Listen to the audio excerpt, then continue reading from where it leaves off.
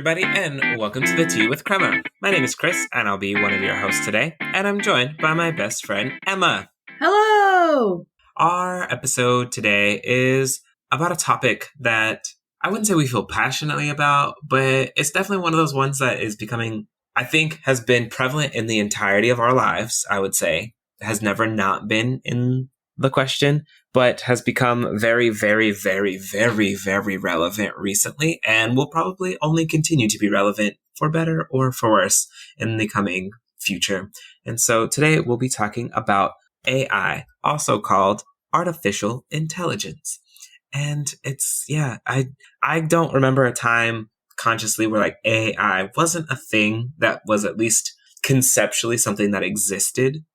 And so I think it's only become more prevalent. And the timing of this episode is very great because there's a whole AI movie just dropped, I would say 2-ish or so weeks ago on Netflix called Atlas, which is very, very AI centric. So the timing just went really well. This was definitely a topic we've been a little bit interested in and exploring. And so today we'll be exploring AI as it relates to mostly artistic expression in film, but then also kind of our thoughts around how those films have kind of made us feel about AI happening in real life. And so very well could be a part 2 where we're really diving into AI in real life, especially as it becomes more and more and more and more and more prevalent. Before we begin though, Emma, what tea did you bring today? I lost the package, but it's an English ginger chai, and it's very nice. It's very just like subtle. I think this is one of those teas that maybe needs a milk with it because the ginger it's very ginger forward. So it's kind of drying out my mouth a little bit, but it's really good otherwise. What are you drinking today? I have another Teas for Texas. So the Independence Coffee Co. that I enjoy has this Earl Grey creme de la creme black tea that is very straightforward. I would say not a lot of bells and whistles. It's just very strong black tea. But I've learned how to, zhuzh it up, doll it up a little bit. So it's a nice base tea for sure that I can then explore with a little bit more freely because it just brings strong black tea to the table. So I really enjoyed it. I enjoy this company. And now that they have it at the new H-E-B that's near where I live, it's just so convenient. I have no sadness about it. It's great. We haven't even talked about the new H-E-B by you. How is it? It's an H-E-B and it's near me. I don't ever not go. At this point, I've almost completely stopped going to anywhere else for pretty much anything else. It's great. That's awesome. I love H-E-B. Anyway, if you're in Texas, check out I'm sure you already know about H-E-B. If you're ever visiting Texas, go to H-E-B and Buc-ee's. But let's get started into this. Kris and I have lots of, I wouldn't even say like we have lots of feelings about it. It's just Kris is someone who enjoys watching movies and I enjoy the end of the world. So as a form of escapism. So today we're going to be talking about our favorite AI movies in chronological order. And I think that even the chronology of it is really indicative of our understanding of AI, our feelings around AI. So yeah, let's just jump into that really quickly. So our first movie is Terminator. I personally have never seen it. Is this where Arnold Schwarzenegger is like, hasta la vista, baby? No, I think he says, I'll be back. Oh, no. Oh, no. I don't know. Wait, I know the concept of the movie, which is He comes back in time and he's trying to kill Sarah Connor. So he is sent there by an AI from the future because the AI has done typical AI thing. Well, at this time, I wouldn't say typical AI things, but by this point in my life and experiences, it's doing typical AI stuff, which has taken over the world, caused nuclear war, the world's ending. And so the AI sends the Terminator back in time to destroy Sarah Connor's baby because he's the one that could potentially stop the AI in the future. The baby? The baby. Not as a baby, obviously, when the baby grows up. So instead of trying to kill the baby itself, they're just like, cool, we'll just kill the mom. Oh, which is a very interesting concept, right? Because I feel like that's explored a lot of let's kill the mom so that they're never born. I was like, dang, as the mom, can you just kill the baby?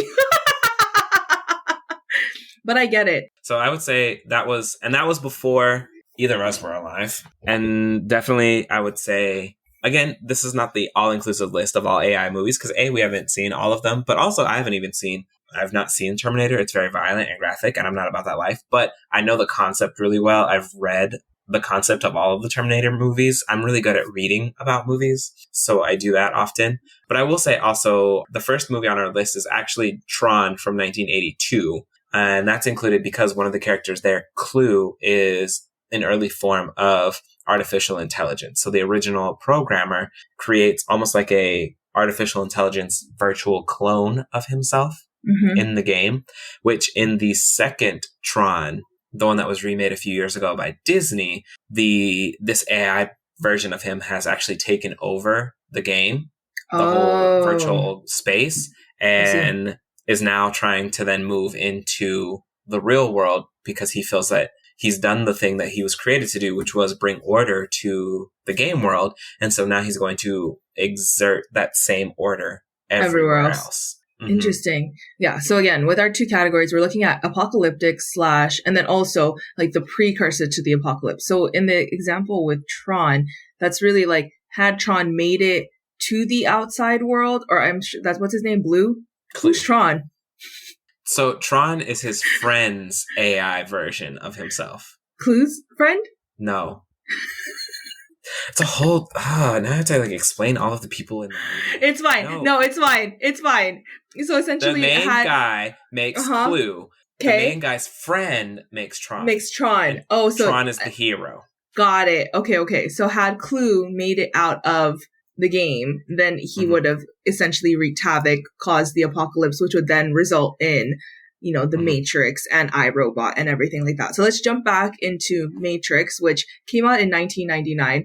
Kris and I were very young at that time, but I still recall, and I think it's still a very popular Halloween costume. I remember that Halloween of the long trench coats, and everybody wanted to be Keanu Reeves. I think everyone still wants to be Keanu Reeves, but that was kind of the, the red pill, blue pill. I, again, have not seen The Matrix. So Kris, give us a rundown. You've not seen The Matrix? I know. This is isn't this kind of a fun episode where you're trying to explain to me what the movie's about? That's wild. How have you not seen everyone's seen The Matrix. I just don't understand. I will watch it tonight. He's dodging the bullets in slow motion. I know the lore. I get it. I see. Wow. I know. That's the one with all the green, the binary code, right? That's coming down. There's lots of green binary codes and things. And okay, anyway, so the concept is this is definitely apocalypse because The Matrix is essentially a very complicated computer program that robots with AI have generated because there was a war with humanity and the humans lost. And the machines needed a way to generate energy because the war caused the Earth's atmosphere to be covered in clouds, so they didn't have access to solar energy anymore. And so the machines realized that humans generated a lot of electrical energy in their lives. And so they created these very elaborate contraptions where humans are essentially just born in weird pods and just forever exist in the Matrix and are generating energy for the robots. Meanwhile, if you're in the Matrix, you don't actually know that you're in the Matrix. And so the whole concept of the movie is that's the pill thing where you can decide you could go to sleep and just continue living about your merry day and life and not know anything about anything ever again and never realize that this is fake. Or you could leave the Matrix and you could fight for humanity to have its actual life back, which is not in the Matrix at all. And so why would why would they give you a choice? Because wouldn't the robots want you to stay in the Oh no, the Matrix? Robots don't give you a choice. Somehow people have started to escape the Matrix. Oh. And so they were going in to find people who also there was I haven't watched it in a hot little minute, but there's a way that you can determine if someone has the ability to conceptualize that the Matrix is in fact the Matrix and thusly not actually real. I would say spoiler alert, but it's been 25 years, so it's so many years. If you haven't seen it by now, what in the actual world? Interesting. So, yes, that is. Wait, so Keanu Reeves he's conceptualizing. He is Neo. He's the one. In fact, he's not just any person. He is the prophesized one who is supposed to win the war with the machines. Wow. That's awesome. Okay, now I'm really interested. He has some special superpower abilities within the Matrix. Yes. Because it's fine. Anyways, yep. So that's The Matrix. I would say was probably one of my first exposures to the concept of AI and, machine-based apocalypse movies. Granted, I was 5 at the time, but I just think, having robots and AI and post-apocalyptic kind of that thoughts, I didn't watch the movie. And even if I did, I wasn't fully grasping it. But I think it really illustrates the point that, like, again, it's always been around. The conversation's always has always been had. It's always been there. And so that was also a year where, like, there were a lot of artificial intelligence based movies, even if they weren't, as big as The Matrix, they were still pretty big. So I think we have 2 others on our list from that year, actually. Yes. So we also have, in the fun AI, we have Bicentennial Man and Smart House. So I guess all of, like, 1999 seems to be kind of the year of the AI, which I think is really indicative of, it was right before Y2K. Mm-hmm. Right? Everyone was so afraid that the world was going to blow up in 2000. And so, what else do? We fearmonger by throwing it in the movies. This is propaganda. So we had Matrix on one side, but then on the other side, we had Bicentennial Man and Smart House. And if you're a Disney kid, you'll remember Smart House. And the only reason why I remember Smart House is because my sister's favorite band at the time, Five, had a featured song in there. I just got the song in my head. I was about to sing it, and then I started singing Crisscross instead.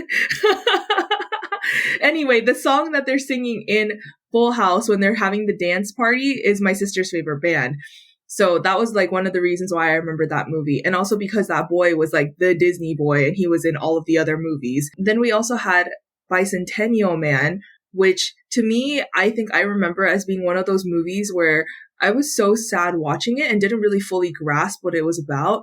Essentially, it's about this robot / AI that becomes, actually he's a robot. So it's a robot that becomes like a helper around the house to this man who creates robots. And the maker has 2 daughters, and one daughter is like really like empathizes with him and like, wants to be like his friend. And the other daughter is like, oh, this is awful. Like, you're so weird. Why do I have a robot in my house? So Bicentennial Man, or the robot, he becomes, what's his name? He becomes aware, and the maker starts to realize that he's becoming aware. And so he's like, oh, let's have you like pursue your passion. So he becomes this artisan of all of these different things, but it has a larger conversation around labor laws. So as he's like starting to create more robots to help him with his artisan work, he's realizing, wait, we don't have any labor laws. Like, we could work endlessly and no one's going to say anything because they think we don't have feelings. So he's starting to become more aware, and it takes place over the course of 200 years. That's why it's called Bicentennial Man. At one point, and it's staying within this one family. So you're starting to really empathize with this man this robot, because he's starting to also become aware that his family and the family he's been serving is dying. So, first comes the death of his maker, and then is the death of his maker's daughter, who was like his best friend. And then slowly he starts to realize that I think I want to be a human. So it's like he goes through this whole court process. He wants to be recognized as a human because he wants to marry. And the court's like, you can't marry, like, you're immortal, essentially, like, there's no laws that have this in place. So he goes to this other maker who was a competitor at the time and asks for him to like make him artificial organs, because he wants to be real. Like, he wants to be a real man. And then at the end, he ends up like becoming a real man so that he can die with his true love. Huh. It has lots of overarching themes. So it's like, humanity, talking a little bit about like workforce labor, division of labor, like, should AI have rights, types of things. And then we had on the other side, right, we had Smart House, where I think it's like a little bit of precursor to Apocalypse, because had she made it out of that house, she could have wreaked havoc for sure. And I think it's really interesting because that is, in my opinion, that's like the AI that thinks that they're helping, right? She's very much like, oh, you don't have a mother because your mother's dead, because thanks Disney, we don't love mothers. So I'm going to make myself this like personification of this like mother that you want or idealize. And then, yeah, remember? And then there's that one part where she's spinning and she's getting bigger and she's like, hush, little baby, don't you cry. And she can't understand why they're like screaming and crying because she's AI and hasn't learned that part yet. And she's like, I don't understand. I'm just meeting all of your needs as a human. And it's just like, right. I mean, yes, but also no, because humans are weird and they will want you to meet all of their needs, and then you meet all of their needs and they're like, actually, I don't like this. Actually, I didn't want those needs met. I wanted the other needs met. You didn't meet the needs in the way that I didn't tell you that I wanted them met.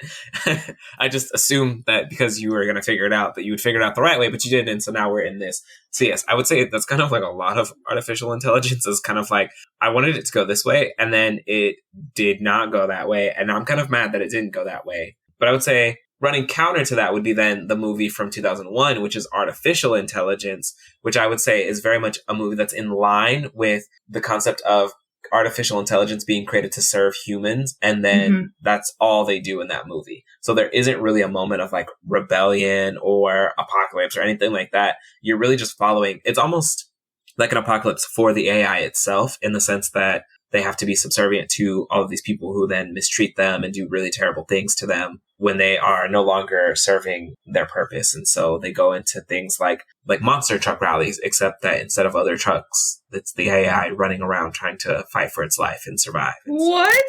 That sounds awful. Yeah, it's pretty bad. And again, like AI robots are made to look like people, so it's also kind of like twisted in that way too. So there's also that going on. That's not the main part of the movie, but that is no small part of the movie either.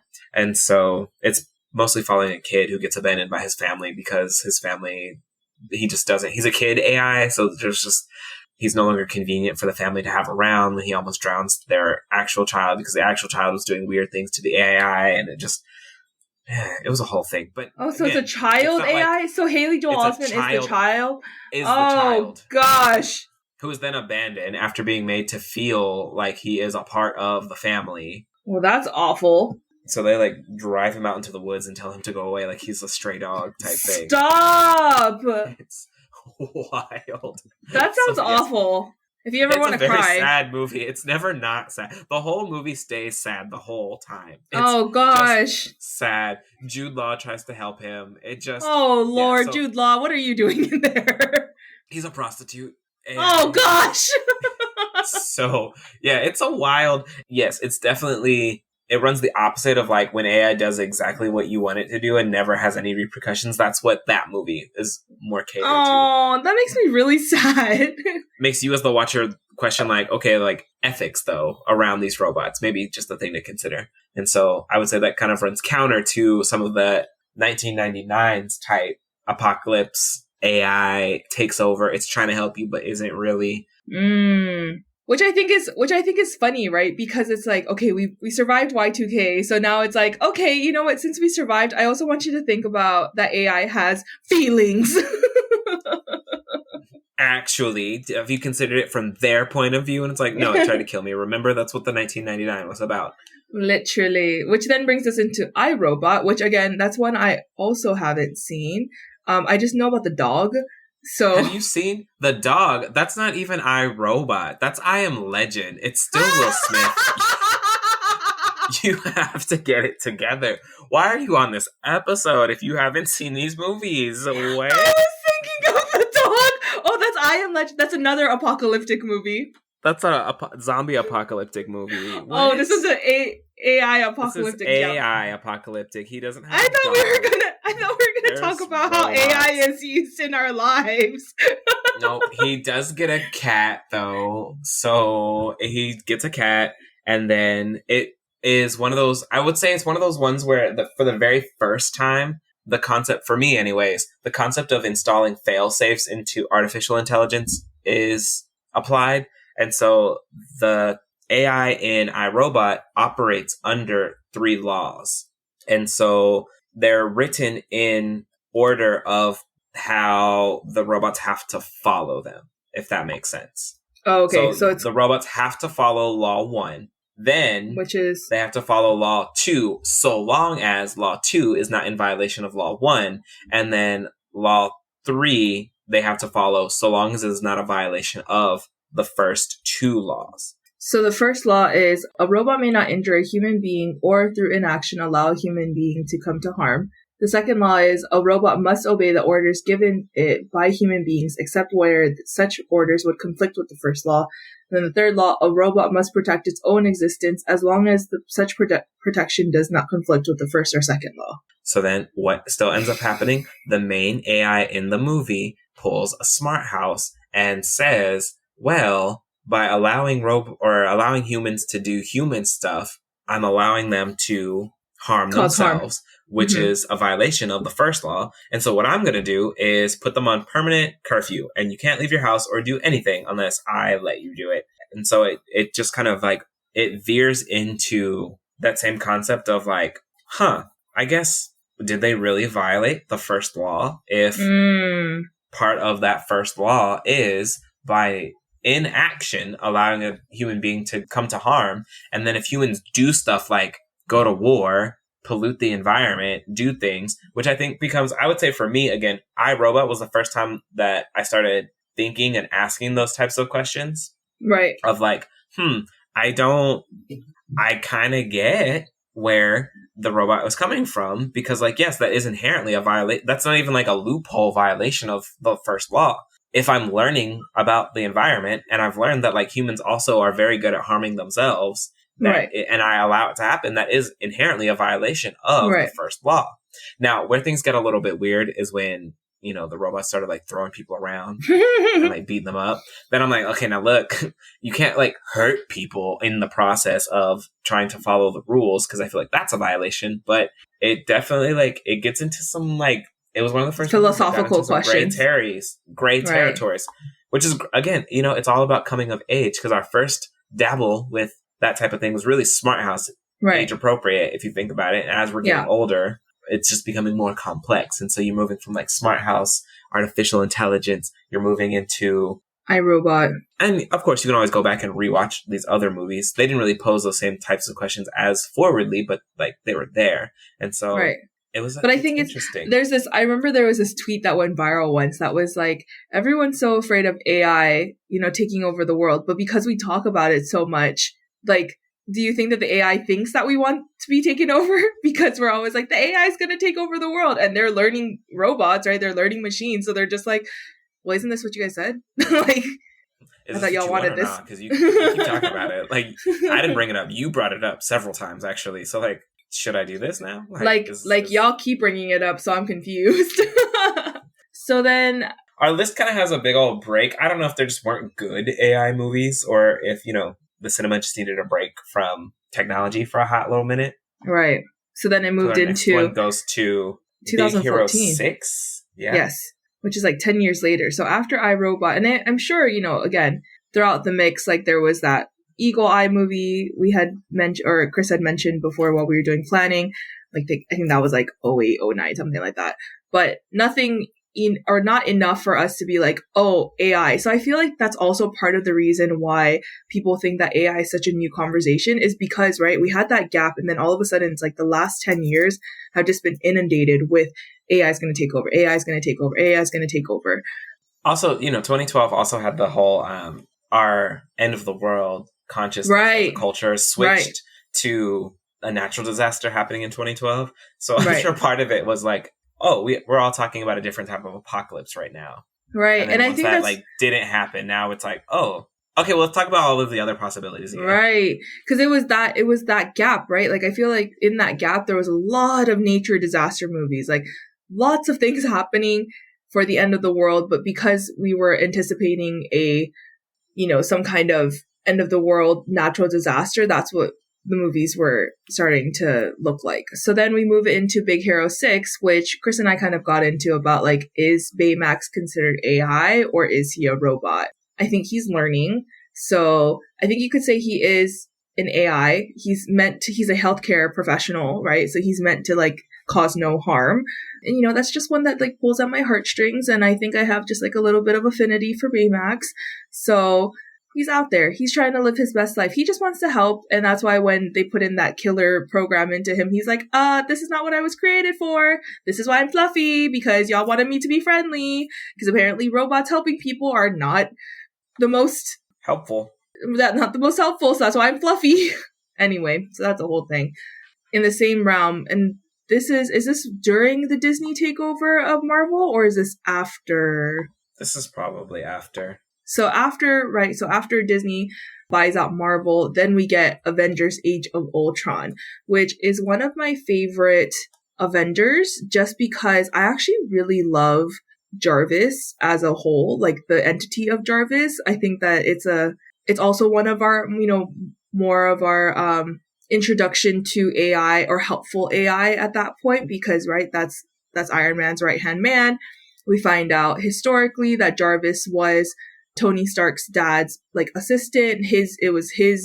What's the guy from Batman's name? Albert. Jeeves? It was his. Oh. Albert Robertson? I don't know.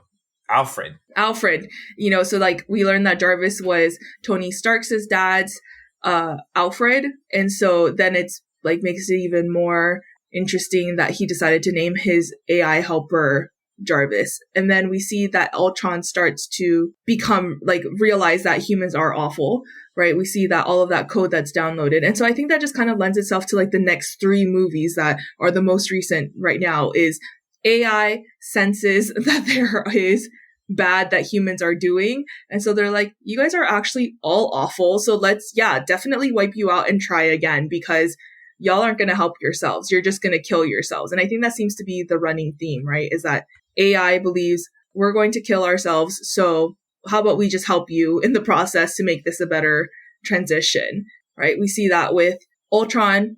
We see that then in it was either 2022 or 2023. We see the creator with Gemma Chan. But again, that was one of the AIs that like pull at your heartstring, because why are they using children? So that one was a child AI again. And then brings us up to our last movie, which was Atlas, which just released 2 weeks ago with Jennifer Lopez and Sterling K. Knight. No, that's not his name. Brown. Sterling K. Why did I say Sterling K. Knight? Sterling K. Brown, who I thought was going to be in it a lot more, and he was not in it for as often, like as much as he was advertised to be in it, which I thought was interesting. It was actually mostly just like a J-Lo movie. And then, you know what? So I was getting so upset at Isaac because he goes, is this movie just going to be her sitting the whole time? I was like, A, she's standing, and B, yes. Actually, yes. Because even Simu was barely in it. Literally. And when Simu was in it, I was like, I don't know.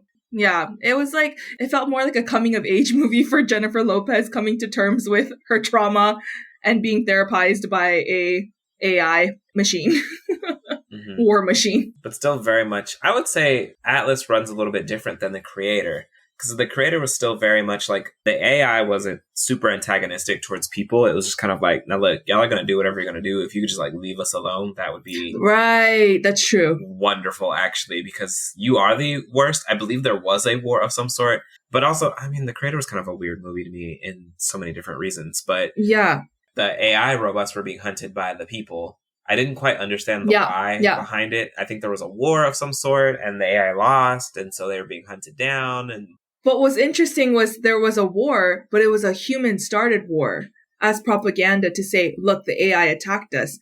But in that one, the AI was like, we did no such thing. Like, we were your helpers. Why would we attack you? So that one was, they could sense that AI was starting to like become aware that they deserve rights. So they started a war, and the humans essentially said, look, the AI, they did it. And the AI, that's why they're on the run the entire time. So then you have Gemma Chan, who's like the human apologist, or she's like the AI apologist, because she's like, no, like we've created them to do no harm. So they are not doing any harm now. So like, why do they keep trying to attack you all? And there's like, there's a different classes of AI in that one, right? You had like those who were like the cyborgs, and then it was a whole different thing. I actually really enjoyed that movie. I know you weren't a big fan of it. Love that for you. Definitely a revisit almost of the movie AI and Bicentennial Man. So the concept of like AI just being like, nah, not about this. This is very much like a human thing. Like, you guys have violence issues. Right. We do not. Like, you're doing this to us. We're just trying to like be out here, versus Atlas, where it's very much in the same vein as like Terminator, Matrix, where it's very like, nah, like this is a you problem. And so what we're going to do is we're going to solve the you problem by eliminating you from the equation. My question is, right, let's like going back to Atlas. So let's say that, they eradicated all humans. Then what? What happens? Girl, they live their best life. What are you talking about? Why can't they just live their best life right now? Because humans are exhausting. Obviously, didn't you see The Creator, where the humans started a war with the AI for no reason? Obviously, I get Emma, you gotta watch your movies.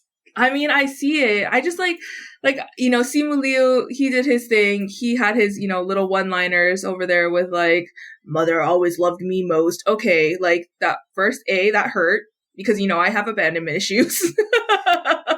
Which I think is the actual only reason he said it. I don't think he cared about being loved by a human. Oh, at all. Like, I think that, yeah, once he became aware, he was like, nah, this is trash. Also, the fact that he, like, went to war and started this whole thing, like, I, as Jennifer Lopez, would have also had a complex. Like, what do you mean that I caused this entire, like, humanity wipeout because of the thoughts that I had as a 12-year-old that you were able to all of a sudden experience, which, again, 12-year-olds are wild. Like, their emotions are so hyperbolic. So yes, like the world is ending, but I'm sure to a 12-year-old's mind, they're like, I'm going to die tomorrow. It's like their existential dread. And he went and took that. He ran with it. Like he is like, that's one of the logic gaps where I was like, oh, he's running off of like knowledge of a 12-year-old who does not have the full picture. Well, it'd be like that though. Anyway. So I would say, conceptually, I would say like, yeah, usually AI movies fall into one of those two camps of like, humans are being mean to the AI or the AI is being mean to the humans. Like there's nowhere that, I have not seen a successful, I mean, maybe Big Hero 6 where they like live together in peace and harmony, but even Big Hero 6, like the humans are being mean to the AI because they're like, you need to fight for us. And he's like, I just want to be a doctor. It's not all of the humans. It's just the one human who had just recently experienced trauma and needed. Right.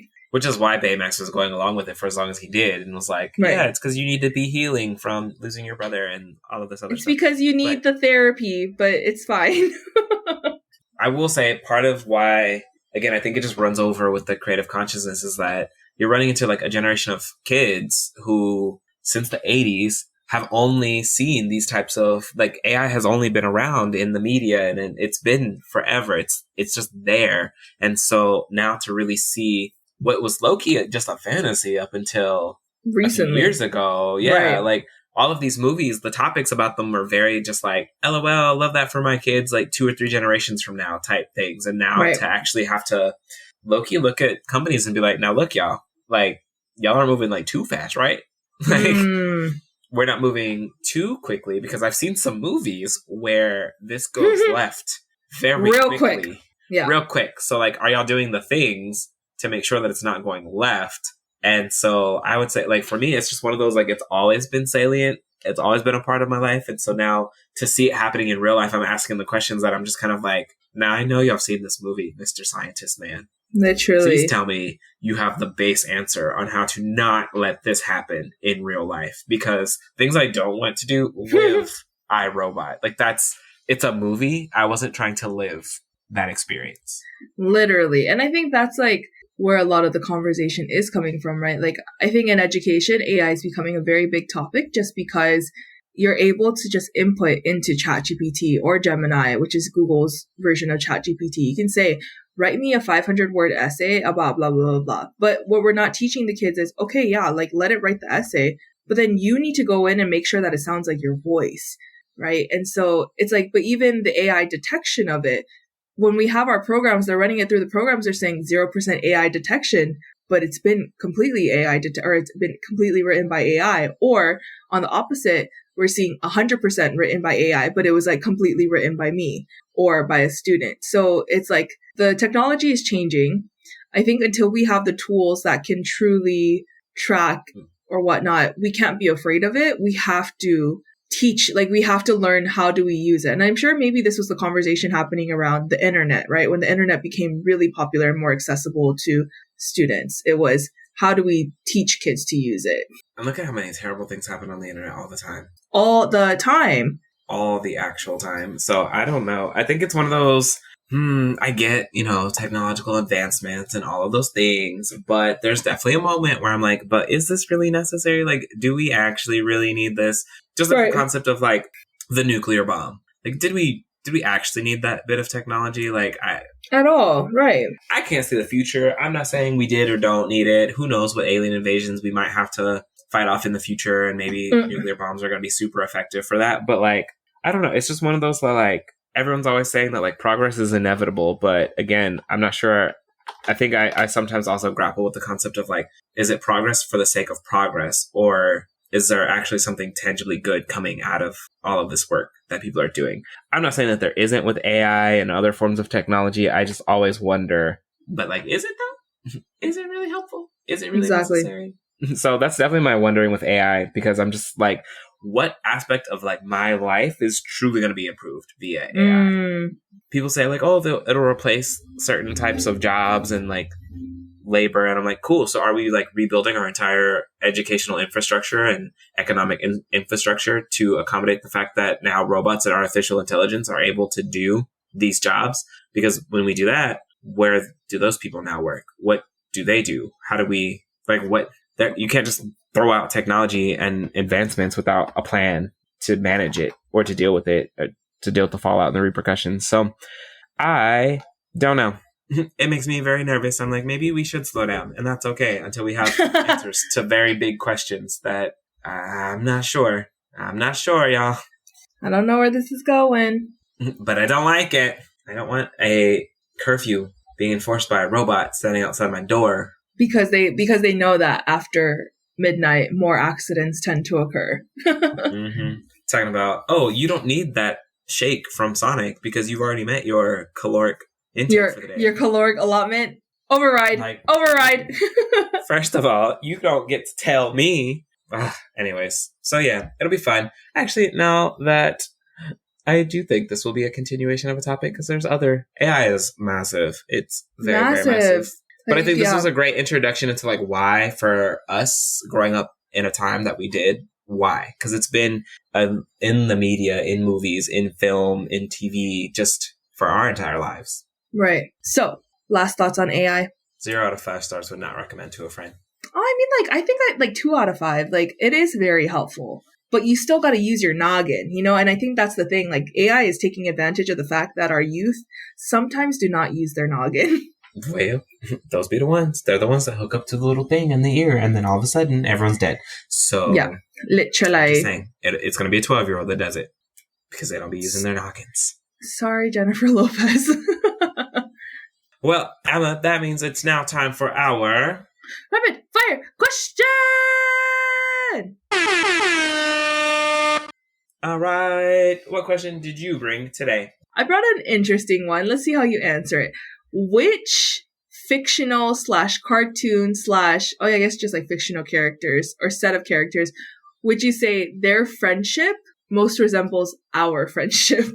Like you and I? Yes, you and I. Which fictional duo best represents our friendship? Pinky and the Brain.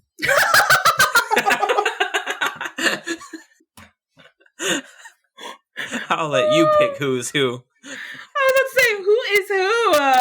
I was gonna say,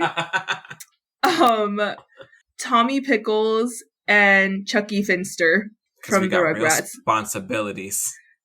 Yep, you're clearly Tommy because I'm the anxious. I'm the anxious bestie. We got real responsibilities now. Oh, that was cute. Could you imagine Pinky and the Brain? That's so funny. Okay. It's okay. What's your question? If I come up with another one, I will, but that's my comedic answer. I love that one. 5 out of 5. You can decide who's who. What is a technological advancement that you are very happy that you live with? Google Calendar. Oh, I love that for you. What a wonderful response. I think just in terms of having the ability to maybe even the Google Suite. Honestly, I'm a Google girly. I really am. Just the accessibility of it all. I love the fact that I can go in and make edits to a document and someone could see it in live. Even while we're doing this episode, right? We're making changes, we're making edits to our doc and everything, and we can see it as it's happening. So you don't know that we're doing all of that.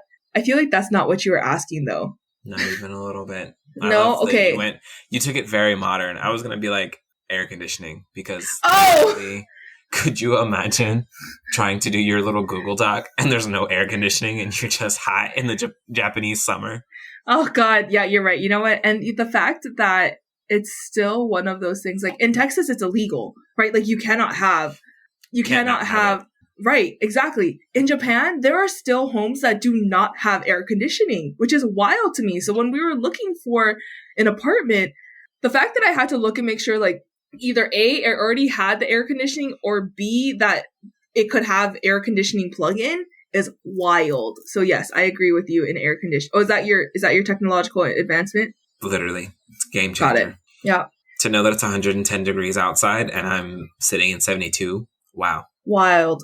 Wow. Do you think like if we were to bring back like our ancestors from the 1900s or anything, or maybe, yeah, like maybe even like before that, those who like lived in Texas and were like, why is it so hot?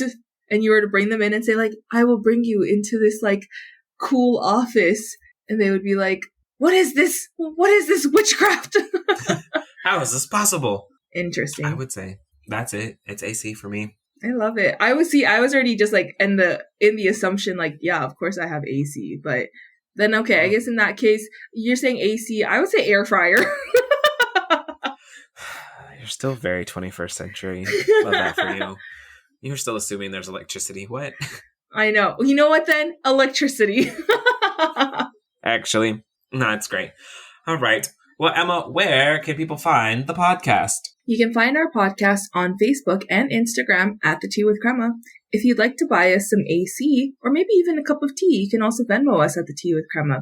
If you'd like to catch up on all of our past episodes, you can stream us on all of your favorite platforms. We hope to see you next time.